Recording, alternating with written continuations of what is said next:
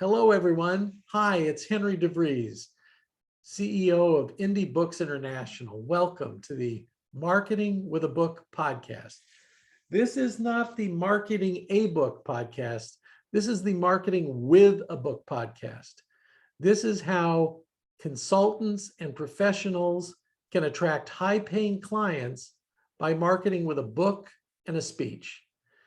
Today, we have a special program. We have some special authors and experts with us. First, we always like to start with the author roll call. And I'm going to start with Chris Hodges and then go to David Goldman. If you could give us your name, where you're from, and the title of your book. Thank you very much, Henry. My name is Christopher Hodges. I live in Denver, Colorado. The name of my book is Noble Automation Now. Thanks. And David Goldman. Thanks, Henry. Hi, I'm David Goldman, and I live in Pittsburgh, Pennsylvania, spending the winter in Bonita Springs, Florida. I wrote the book, The Road to Happiness: How to Get What You Really Want. Thanks, David. Let's go with Dr. Teresa Ashby and then Lainey Kalakos. Wonderful. I'm Dr. Teresa Ashby, and I'm from Long Beach, California. And my book is called Exposing the E-Learning Mystery. Nice. And Eleni.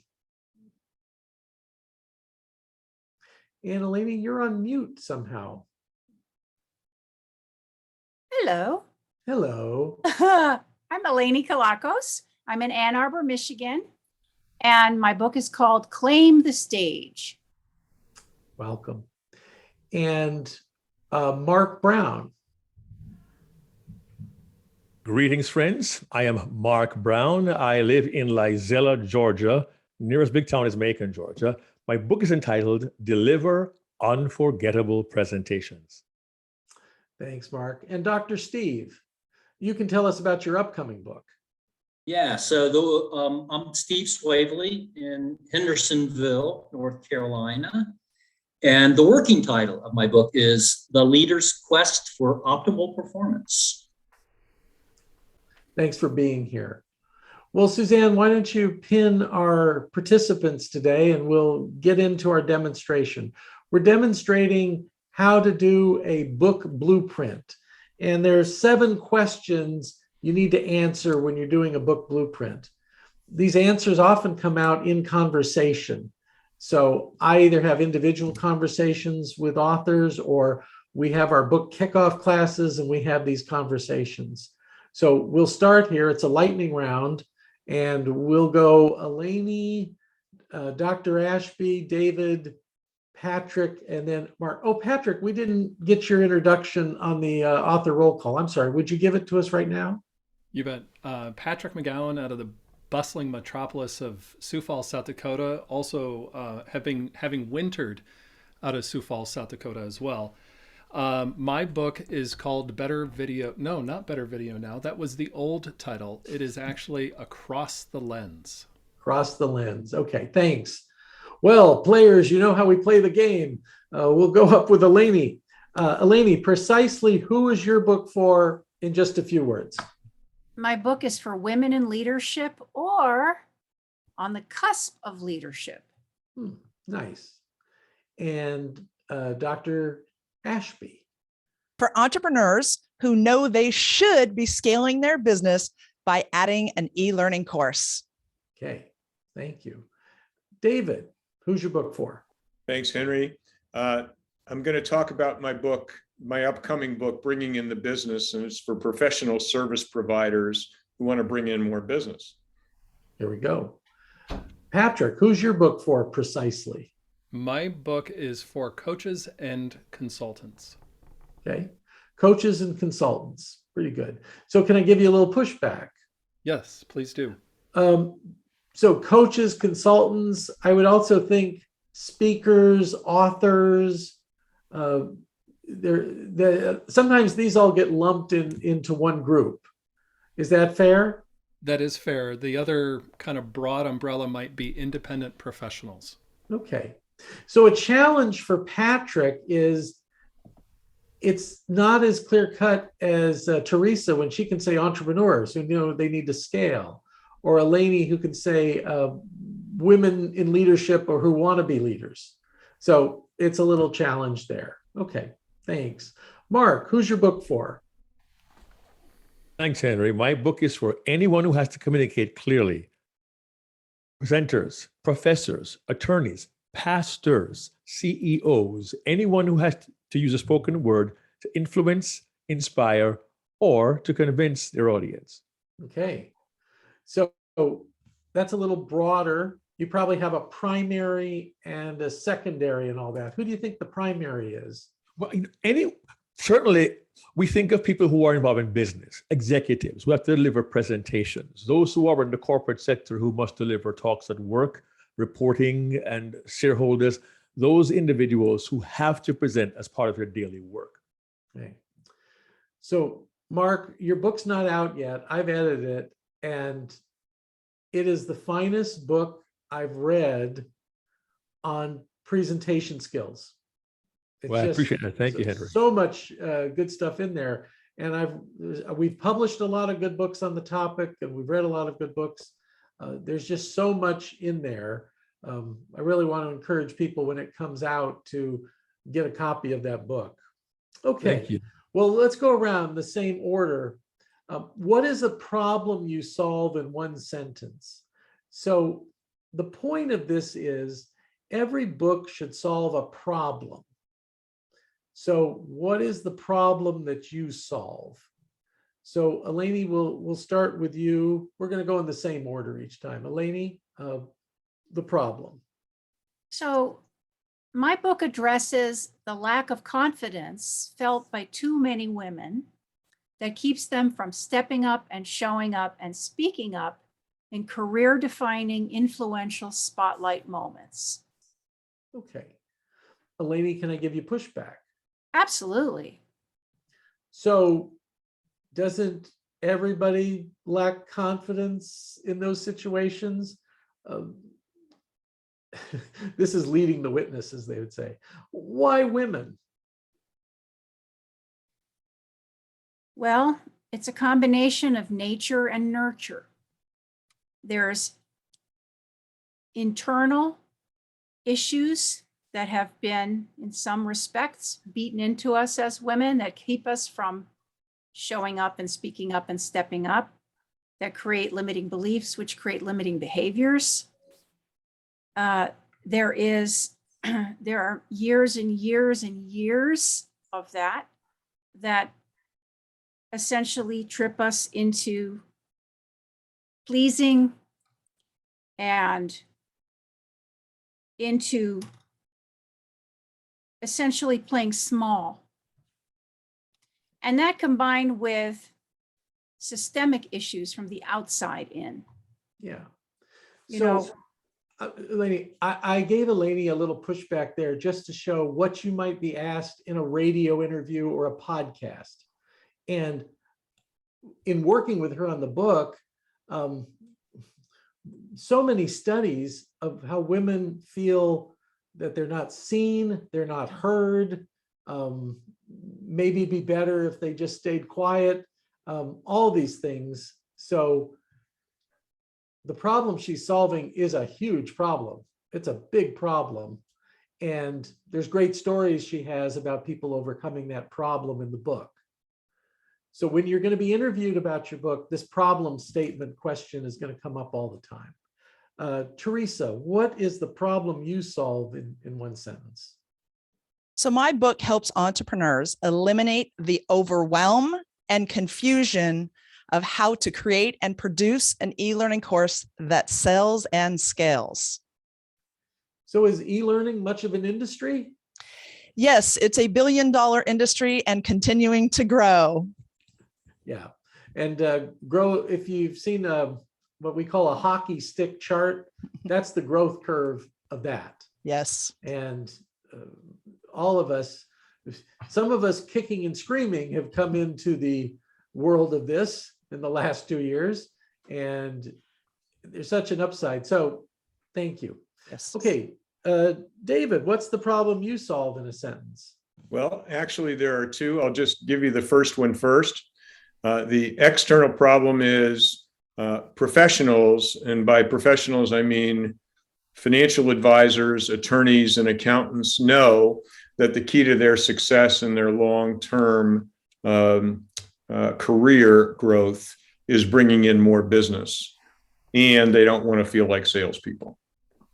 Okay, so thank you. Bringing in the business is the title, and this has the trifecta title that we're looking for, in that it works as a speech title, it works as a book title, 3 or 4 words, punchy, 3 or 4 words, and David was able to get the .com URL for $12. Now, it also works with the 4 strategy. So what he just said is it could be bringing in the business for attorneys, bringing in the business for financial advisors, bringing in the business for butchers, bakers, and candle makers. So that is a nice pivot. We also considered, and I'm honored to be the co-author with David and Mark LeBlanc on this book, is that it might turn into a series where all those 4 titles become titles in the series. Now, we all know that 95% of what that book says is the same for every professional and consultant.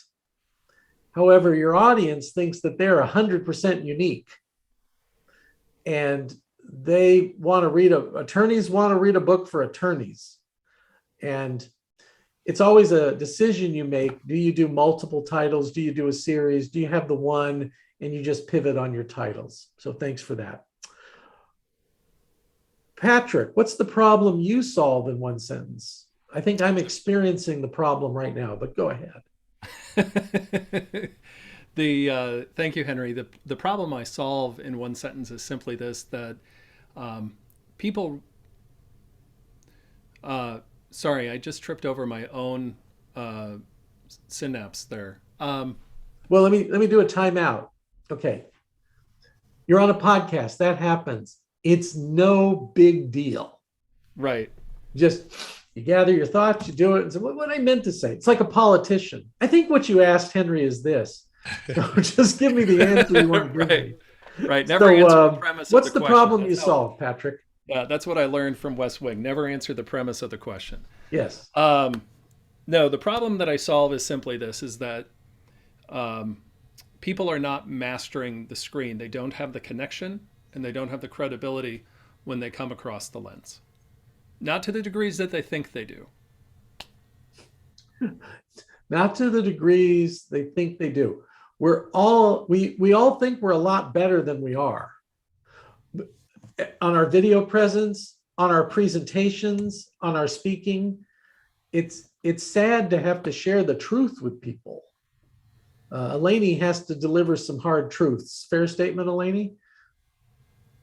Okay. Yeah, nod, you're on mute. Thanks. Okay. Well, let's go to Mark. Mark, what is the problem you solve in 1 sentence? Too many presenters are boring.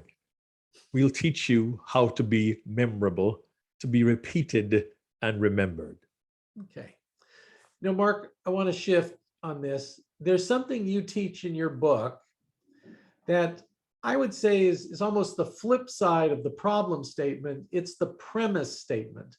So when you're delivering a presentation very soon, up front, you need to tell them what the premise of that is. Would you spend a moment on that? Well, if your audience has no idea why you were there, you will have wasted 10, 15, 20 minutes without establishing your purpose for being there. And every presentation must have a premise that's clear to you, the speaker, and your audience. And in your presentation, you take them on a journey to get to the destination. But without knowing what that is, then you'd have wasted your time and theirs. So my premise is every consultant can write the right book that'll attract high-paying clients. Exactly. And mine is every presenter can deliver an unforgettable presentation. That's it. And then if you want to flip it into the problem, it's many consultants struggle with trying to write the right book that will attract high-paying clients. The Exactly. premise and the problem question are just two sides of the coin. Exactly. Okay. Well thanks. said. Okay, now we're going to go to the bookstore question. Not that all our books are going to wind up in bookstores. There are 32 million books on Amazon for sale. There are 200,000 titles in the average Barnes and Noble. 32 million, 200,000. So it's very unlikely your book is going to be there, and that's okay. It doesn't have to be there to work to attract high-paying clients. Amazon.com is the world's biggest bookstore. But let's talk like if you were in Barnes and Noble and somebody's going through the shelves, Amazon uses the same classification system. So if you don't exactly know this, I'm going to help you with it. Eleni, where do you think your book would be in a Barnes and Noble? Well, I'm going to make this assumption based on how we pitched it when we put it out there on Amazon. And women in business was one of the categories, as was business communication skills. And since they both did extremely well on the, on the Amazon rating system, they were good choices, apparently. Amazon will give us 2 or 3 that we can put the book under. And when we're doing a campaign, we might pick one category that is not very competitive. Now, Michael Haig, who we published his Storytelling Made Easy, his category was sales and marketing. That is one of the most competitive categories. And he went to #1 in the first week in that category with a large email campaign that we did. My book, How to Close a Deal Like Warren Buffett, that was sales. And I went to #1 in sales. Oh, I had a campaign that had other people send out 1 million emails the day my book was released and offered people bonuses if they bought the book that week. And that took us to #1 on Amazon.com in a highly contested category. So you need to think category. Henry? Communication skills, but under business sections, one of the 16 sections is women in business. And you're focused on women. So women in business is a great place for you to be.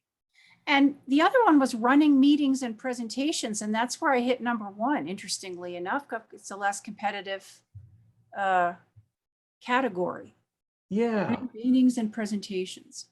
Yeah, the all-time classic was making meetings work. So you can be in there. So it might not be your #1. I was #1. We were #1, Tom Searcy and I, in 4 categories. So you can work it that way. But think of what your primary one is. Teresa, what's your Barnes and Noble book section? Well, I believe it's business with the category of entrepreneurship. And I've also written down technology because it demystifies the part of the technology that everybody gets kind of stuck on. Yeah. So you're definitely in that first group on that. And they also will call it small business. And you can be there. Under marketing, there's a communication section, sales and marketing. You might be there. Yeah. What was technology. I'd give you pushback on technology. Okay. But the fact that you demystify technology is your competitive edge in that category. Because you've just done the hard work of figuring all these technological things out, and you can explain it simply to people. Patrick, you're in the similar boat. It's like, oh, people are a little afraid of technology. Excellent. Your book gets to explain it to them. But actually, it'll be you reading it on Kindle and your trainings, which I call reading the book to people, the trainings that really help them. So, okay, thanks for that. Thank you. David, new book, where does that go? Well, I've got a few ideas. I'm just going to play devil's advocate with you, Henry. I think business development certainly is a category it would go under. Also business communication, because I think a key element to this book is the second problem, which I didn't get to talk about, which is there needs to be a shift in mindset. Most professionals communicate based on their own lens, based on their own way of thinking, and not based on the customer's way of thinking. So business communication could be a possible.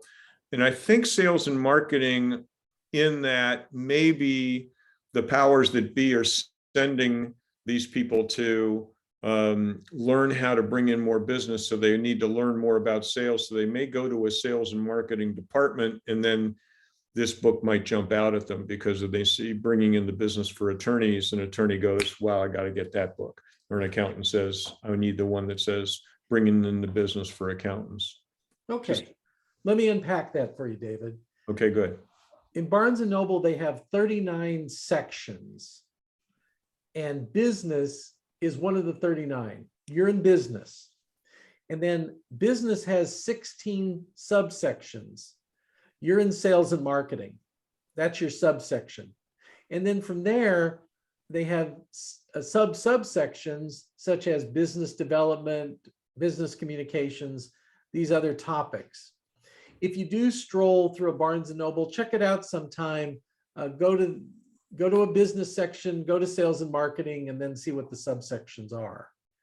So the other thing I wanted to unpack was your second problem. May I step on your toes on that a little?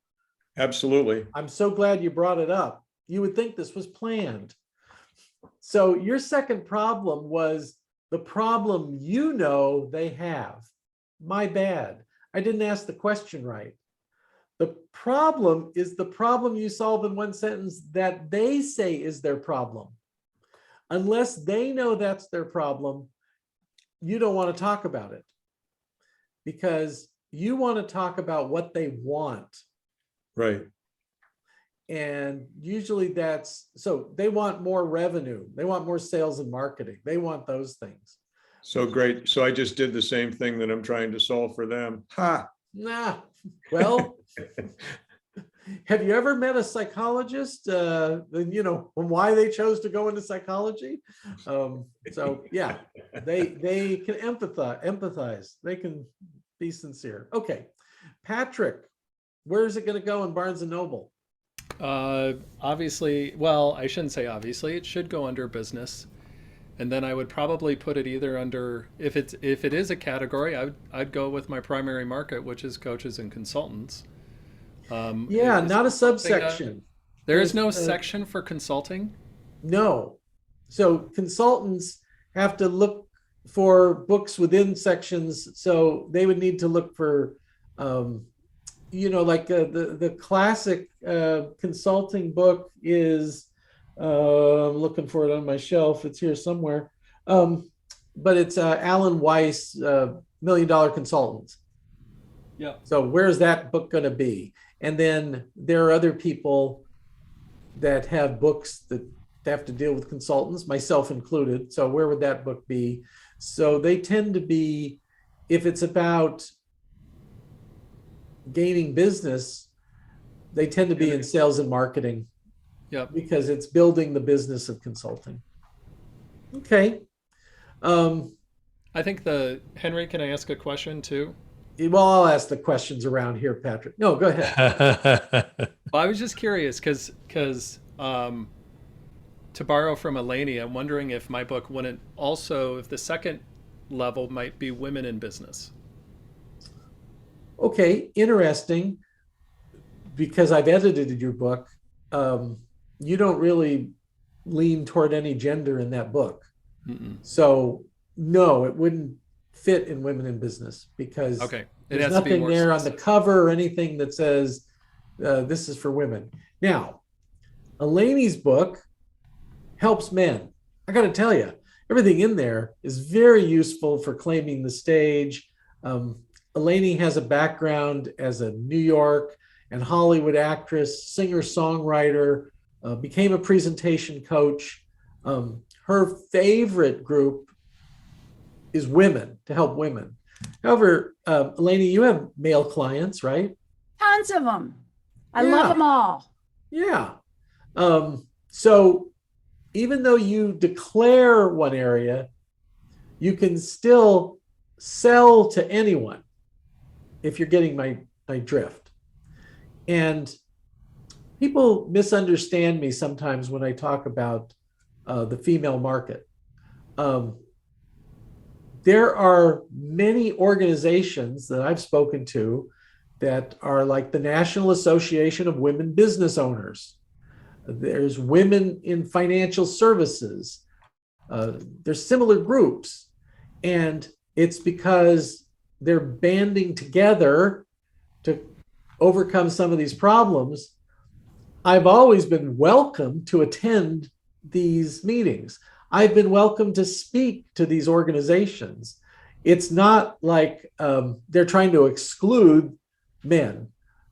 However, they rightly feel that the business challenges of women are real and need to be addressed. So, Patrick, I'm leading to this might be a second book for you. Yeah. And all the examples are female, and you've interviewed people and gotten what the difference is. Maybe you co-author with Eleni. Yeah, I just haven't. I'm not being yeah, a I was yenta thinking the here, same but thing. I advocate that for second books, just like Ken Blanchard taught me, co-author. You know what you know. You don't know what other people know, and you get a double platform to publish the book, and you get to share costs with other authors. So there's a lot of power in that. So I just wanted to plant that idea with you. Yeah. Thank You'd you. be lucky to get Eleni. Okay, well, I'll negotiate for you later. Mark, the section of Barnes and Noble, where's your book going to be at? I'm thinking business and also Business? communication skills. Yeah. Yeah, which usually comes as a subset of sales and marketing. So I think you're there, but it's an interesting. I just want to spend a minute, especially with Eleni and you, is what is the different positioning? Because you're both presentation skills experts. And Eleni, open up in the conversation too. I don't have the answer. I just want to hear it, what you two think in brainstorming. How are you a little different flavor here? Now, I didn't sing Mark's praises. Mark is a world champion of public speaking. He's part of Stage Time University. He has what you call it, a blue chip list of corporate clients. So that's a world he operates in. What do you think might be the differentiation, we would say? Ladies first. Well, No gender in the workplace, but go ahead. Ladies first. in this case, with this book, presentation skills are really couched under the umbrella, if you will, of more communication skills, spotlight moments in a general sense. And if I were thinking, for example, of the new book I'm writing, it's much more oriented towards presentation skills, straight on presentation skills. This book, right, is really dealing with the issues that women have in stepping out of the wings and into the spotlight, whether the issues are coming from the inside or the outside. And so the spotlight could be presentations. It could be simply stepping up in a meeting. It could be, so it's a little more holistic, perhaps. I'm thinking, Mark, I don't know, because I haven't read your wonderful book, which I can't wait to read. I appreciate that. Yeah, well, one of our goals is to help anyone to present in a way that's memorable. I do have two wonderful co-authors who are just brilliant. And we want to focus on not only being effective in a live environment. We look at what would it mean to be effective on stage and online. And when the subtitle is how to speak to be remembered and repeated in person, online, and on stage. So the key is to not only deliver well, but to deliver in a way that you are truly unforgettable. What makes you stand out? And that does not have our restriction, any kind of restriction in terms of, gender, if I may dare say so. But I think it's very broad, because anybody who wants to be influential, share their ideas and influence others to go along with them, to leave an impact, to be remembered 3 weeks, 3 months, maybe even 3 years. That's who we're really trying to get this book in their hands, to give them the confidence to know that this is what they can do. In terms of how I would collaborate with you, even though your initial target audience seems to be a smaller subset, don't women who want to survive and thrive in business want to also be remembered, repeated, respected? So there could be something there. So Mark, with your permission, I'd like to get the panelists the unedited galley proof of your book, if they agree that when the book comes out, they'll buy a copy. And it might be on the 99-cent campaign. That's fine.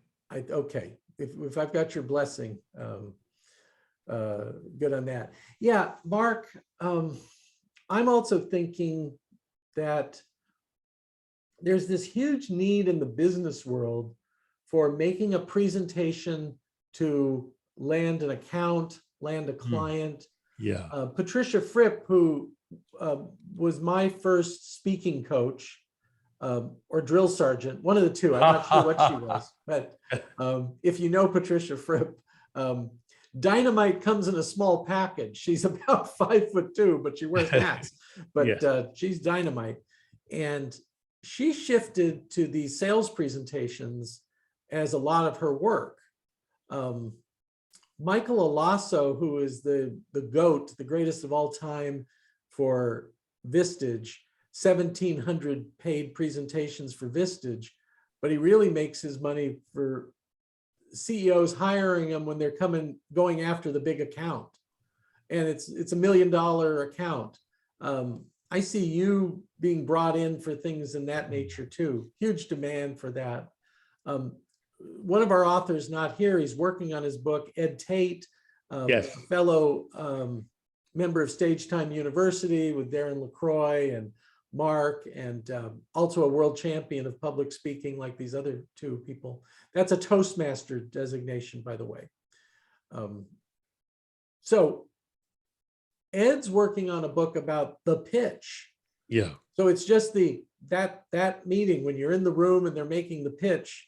I like to call it landing the Bixby contract. So they're after the Bixby contract. So that's a little different flavor. Don't ever feel bad that there are other people writing on your same subject. A matter of fact, that is the good news. So something I like to share, I've interviewed other publishers, and here are the top 4 books that they're looking for. Number 1, a book on sales, anything to do with sales. Because 50 million people make their living a year in sales, and they need to be pumped up and revitalized. And VPs of sales need authors coming in and who are sales system agnostic. That the VP of sales has their sales system. She or he, they have the way they want it done. But if you can talk about lead generation, presentations, the mindset, how you come across through the lens, that's wanted. Number 2 is marketing. Anything to do with marketing has to do with revenue. So revenue is what people want. Number 3 is leadership, because many managers, supervisors are thrust into the role. They were good at what they did technically. Now they're the leader of the group. They never were trained to be a leader. They don't know how to be a leader. They didn't have good examples of leaders. So this needs to be fixed. This is a problem you'll write checks for to fix. The 4th book they're looking for is the successful, semi-famous entrepreneur who wants to tell their story. Debbie Fields and cookies, Amos, famous Amos and his cookies. Yep. Not to stick on cookies, but also the people on Shark Tank and all these people telling their story. Well, forget that one. We either are that person or we aren't. But the other three, you're all in that sphere. So you're in the right place. Okay, let's go to the fourth question. I teach that there are 8 main types of stories. There's the overcoming the monster problem. There's the underdog Cinderella, rags to riches, David versus Goliath story. There's a comedy solution. You do a wacky thing to solve a problem. Or there's the tragic solution that actually is a cautionary tale because it always ends badly. There is the mystery. It's a mystery. It's a code. It's a riddle. You got to crack the code. A lot of those technology books are about that. And then there's the quest. You're in search of a prize. How to close a deal like Warren Buffett. How to win friends and influence people. The 7 habits of highly effective people. These are all quests, business quests. A rebirth, which is a comeback, redemption, Phoenix Rising story. And then there's the escape from crazy town. You're in a normal place, things go crazy. How do you get out of that? In movies, it's Alice in Wonderland and Wizard of Oz. I helped publish a book called Outsmarting Crazy Town. Say that again, Outsmarting Crazy Town. And it's about corporate executives who everything's going so great. And then everything turns to poop. And they first thought is, I got to get out of here. But really what they need to do is escape within where they're at right now. And 8 out of 10 executives can do that if they just follow what's in this book. Okay. Lightning round. Eleni, what type of book is your book? Well, underdog Cinderella story, because as you so brilliantly put it, Henry, women are underdogs when it comes to being seen and heard. But they don't need a prince to rescue them either. Thank you. That's, of all this fairy tales, I hate Cinderella the most because it's about a plucky orphan who works hard and is rescued by a handsome prince because she has a size 0 shoe. Precisely. This is a horrible story. Since I wear a 10.5 or an 11, it is particularly onerous for me.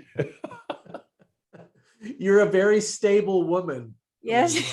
You're very stable. Yeah. Teresa, what story are we telling? A mystery. We've got to have the mystery. It's so confusing. It's the code breaking it. Give me the title again. Exposing the e-learning mystery. There you go. So as she writes that book, that tells her how to arrange the table of contents. And in lively writing, what we do is we work terms in. So she needs to work terms into her book like puzzle, lock, code, decipher, riddle, pose a riddle. So all these language that people know. And as I said, in her world, like the technology is, oh yes, at last, a book that's going to open this up for me. And as someone who's had to go into the e-learning world, it is a mystery when you start off there. And you want a mentor. You want a mentor. You want the voice of wisdom and experience to get you through. Okay, thank you. David, what type of Thanks, story? Henry. Well, I think it's a combination. It's definitely a quest, but I think it's also slaying the monster problem of bringing in more business. Okay, so let me give you pushback on that. Okay. Are you familiar in the academic world, there's a saying, publish or perish? Absolutely. Okay, that's because if you don't publish and you're a professor, you get fired. You certainly don't get tenure. It's a career killer. Now, if it's a career killer for these professionals and consultants, these lawyers, you talked about financial advisors. If it's a career killer, then go with the monster. Matter of fact, in the book, you get to name the monster. Oh, I don't have it in my hand. I helped write a book called Slay the Email Monster. And it was really about productivity and that you're wasting too much time on email. But we even named the monster. We named it Muda. And I had a figure of a Asian dragon, because Muda is the Japanese word for waste. And these discoveries came out of the University of Toyota. Yes, as in the cars you drive. So the University of Toyota studied Six Sigma and studied just in time and came up with the biggest problem is waste. And this is attacking it for knowledge workers. Okay, Quest, most of us can do a Quest title. It's you're searching for something, it's a prize. It's like Indiana Jones looking for the lost Ark of the Covenant or the Holy Grail. Alan Quatermain going after the lost mines of King Solomon. Okay, that's a quest. So Mark LeBlanc's book, Never Be the Same, is this whole quest on how to create a different kind of life and business for you if you're a coach or a consultant, a trainer, somebody who trades their knowledge for money. So that's the quest. I'll tell you, it's a softer book. And by softer, I mean, it doesn't grab as much as a Slaying the Monster title. So if you can do monster title, do it. Some people want to force it into a monster title, and I have to push back and say, really, if people don't do what you're saying, do they get fired? Does the company go bankrupt? Well, no. Okay, then it's not a Slaying the Monster title. And by the way, think Jaws, think Dracula. You know, when you're thinking that, I mean, these are horror stories in literature, and it needs to be a horror story in business. Okay. Patrick, what type of story is your book? You know, this is really confusing for mine. Okay. I will have to say. But based off of your last definition around a monster, and I'm going to borrow from my subtitle, Henry, but I believe it is actually a monster book. And the reason why is because the subtitle is how your Zoom presence will make or break your success. Okay. So if you take that and think of it, guys, when you're being interviewed on podcasts or by journalists about your book, you can frame that right now and say, this is a monster problem. This is killing people right now. Video's not going away. It's make or break on careers. Okay, so you drop that language in. So you have to slay the monster. And the monster is being boring and showing up that you hate video and showing up late for video meetings. And, you know, so you can go on and on. So let me go to Mark and then I'll come back to this. Mark, what is your story? Well, you know, if you don't say, well, it could be a tragedy. So it could be a tragic solution. Well, Actually, my dad used to say, that story is sad, but the way you handle it, Henry, it's a tragedy. No, I don't think we're a tragedy. well, in some ways, it is really a quest to be more effective as a presenter. It really is how to be unforgettable. It's a journey. How do I get there? Yeah, we all want to be unforgettable. I'm sorry, I had to do that. Oh, God. I was staying away from Nat King Cole so much. I'm sorry, I had to. But no, you went there. No, well, you sound a lot better as Nat King Cole than I do. But it is a quest. It's a great word. Yeah. Unforgettable is a great word. And that It people is. want. So I think it's a quest. I think so too. And we actually issue a challenge in the book. We said, do you want to be remembered 3 weeks, 3 months, or 3 years from now? which is a pretty bold thing to ask, but Yeah. we back it up. My co-authors and I back it up. I gave a Toastmaster speech in 1995 that won me a title, but I'm getting comments. I got a comment on YouTube yesterday on the video that was done in 1995. So if people can remember you for some reason, then that's what you want. So the quest is on. Let's take you on that journey. This is your quest to deliver that speech, no matter how hopeless, no matter how. Anyway, I digress. Well, no, you digressed, but you didn't. He was quoting a song called "The Quest" from Man of La Mancha. Correct. And no matter how hopeless, no matter how far, there's all these things. So, Mark, my father was a dairy cattle hoof trimmer. And his job, and my job when I was growing up, was to go into cow pastures of manure, Of course. and pull out cows and tie them up, turn them on their side on a truck, and care for their feet. He liked to say he was a bovine pedicurist. Pedicurist, exactly. Wow. So he gets up at dawn every morning, gets in this old dirty manure truck, and drives out to cow fields. And he had a cassette, and every morning he puts on "The Quest" from Man of La Mancha Wow. on his way to work. And his favorite book was Don Quixote. So it was just so interesting when I was giving his eulogy, where we would talk about this, that every day he was on the quest to help cows. His premise was every cow can do better if you take care of their hooves. Okay, thanks for listening to that story.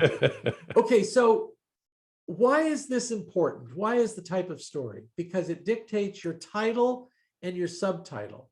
So we're going to go through. As I'm doing a book kickoff class, I'll say, okay, we're going to go for a working title and a working subtitle. You can change. The first book I was a ghostwriter on, the working title was "Forget Everything You Know About Hiring." During the interviews, one of the last interviews was with the CEO, and he said, "I totally know what this book is about." They get into my office and I go, "You're not the person I hired." And we went, bing, 10,000 copies of that book. And I recently got an endorsement, unsolicited, that thanks to that book, their firm had made an extra $2.5 million in the last decade. That's the power of this. But let's go to Eleni. Give us the title and subtitle. Claim the Stage, a woman's guide to speaking up, standing out, and taking leadership. Okay, thank you. Now, did that come on our first pass and try? No! I don't even remember, but we had some working title that we knew this was about women being seen and heard, and when the spotlight's on them. Yeah. It was that subtitle that gave us the little twitches, and then we just landed on it. You bet. Dr. Ashby, I presume. Exposing the e-learning mystery, secrets to digitizing your business with competence. Thank you so much for that. Secrets is another word you tie in with the mystery. And my book, Rainmaker Confidential, we did 24 secrets in that book, that we interviewed people and asked them to, not like that newswoman who asked the mother of the president, just whisper in my ear what this problem is, and it's being filmed for 60 minutes.